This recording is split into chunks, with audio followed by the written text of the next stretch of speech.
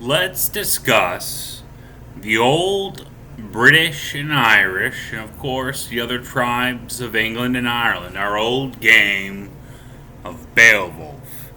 A short story in poet's prose taught in schools that support Britain against the Hanseatic League, the German, Norse, and higher Scandinavian and lower Danish tribesmen, opposed to we British, Kurds, Irish, Scots, Picts, and of course the Jutes, resistors to the Angles and Saxons until later when the game became an absurdity.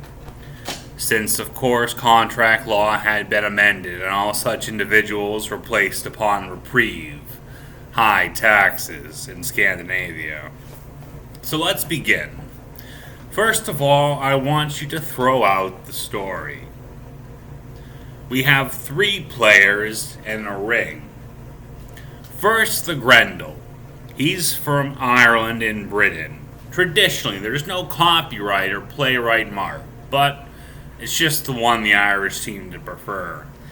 So there is a Dane or German, a German trade confederate out of shipping using our fields and our stuff, and they're forcing us to work without a down payment on a per diem for a lengthened contract that of course will starve us until we complete the contract. Therefore, we're too dead to take the money for the sales on individual metric. We don't have anything to feed ourselves for the contract requested. So what we do, Grendel teaches us to be evil, is we mark to the snake, the sea snake, the witch mother. That's a male or female Brit. And we say something evil about Beowulf. Beowulf, you suck. And we'll come up with a rumor. Just to the snake. And there have to be a few people listening, so the snake feels like they should get involved for diplomacy. After all, our tax dollars as Irish do pay his salary. So then Beowulf hears that we've insulted them over a contract payment request. And they're the hero of the story, Beowulf, the Danish king. A little chartland poof, that's a term for a Danish full of cheese that we can't eat, or at least finish. You kind of pull out the cheese and throw the bread away. Nobody wants a mother's trumpet in Britain or Ireland. So, Beowulf engages us in a game of contract fraud. He wants free money, and he collects a great number of spectators because he's been insulted and he has to be the hero Beowulf and battle me Grendel, the Irish. Well, the sea snake monitors independently the Brit, the referee. So if I waive a contract, I've violated term. I've done something for free. And if I've paid a contract for free, I've seen to the terms. And either way, I'm expected for my contractual labor to play a game. The Viking Beowulf game. Hurt myself, shoot myself, run down a hallway, play a sport. But I'm not doing it, I'm waiving contracts.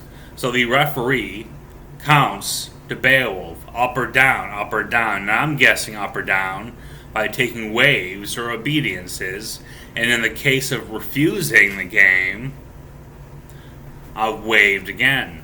So they can't, being the hero in German or Viking or Scandinavian, maybe even Russian culture, deny the contract that they've given.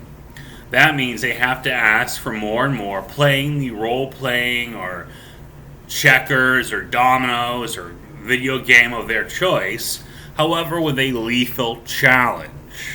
All their friends cheering demand as such for proper trade culture of Slavs, Norse, or Aryans, or even lowlander Germans, Fenslings.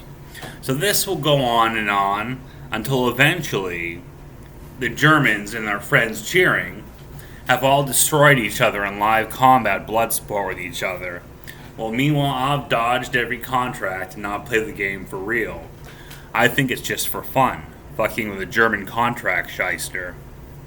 Or a Viking Danish, a cat's meow, someone that wants to molest me.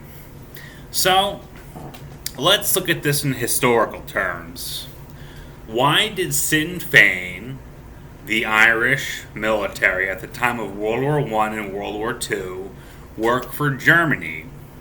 Not Scandinavia, but Germany, because Hitler invaded Scandinavia and forcibly married German soldiers into Scandinavian families. That's why the Irish worked with Hitler. It wasn't getting ridden, the common myth we say. It was just for fun to get Hitler to be Irish. And of course, he went bankrupt. But that's what the Irish do.